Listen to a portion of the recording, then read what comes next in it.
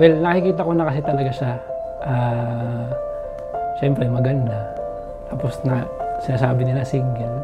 Hindi, siyempre, natatarget mo na rin kahit paano.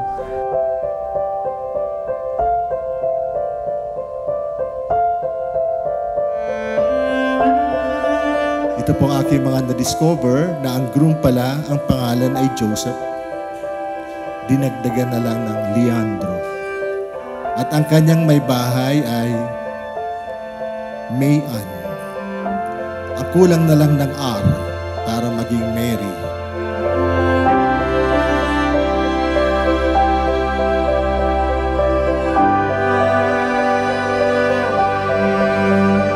Pangalan ng mga banal ang ipinangalan sa inyo.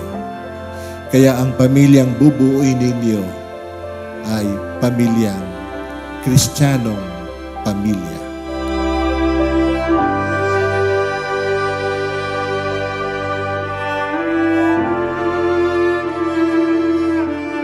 Tamang-tama talaga.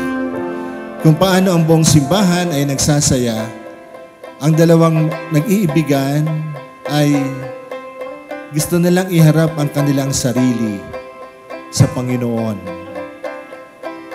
Sino po ito? Si Joseph at si Mary. Joseph Leandro, May Ann.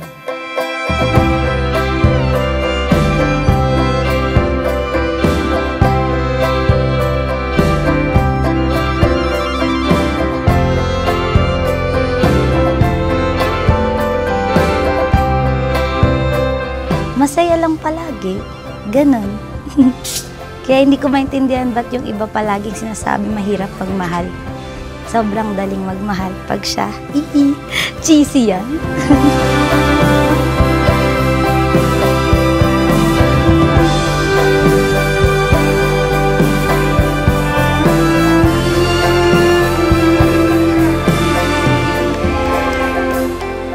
Tapos, nag-attempt akong makipag-conversation pero ayaw talaga. So, siyempre, hindi naman tayo susuko agad eh. So, I found you.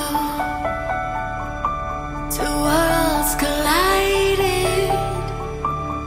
I see forever in your eyes. Pictorial din kayo? Yung payat ako, mami, ah. Dapat yung payat ako dyan, ha?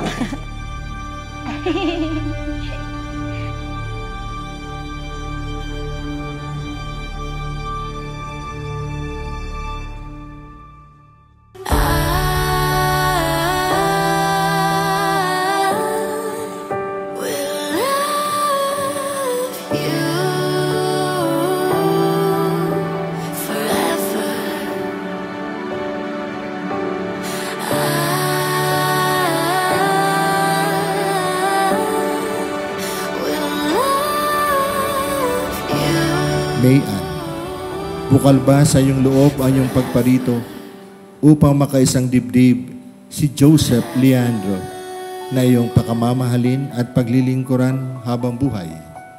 Opo, Father. We'll be together.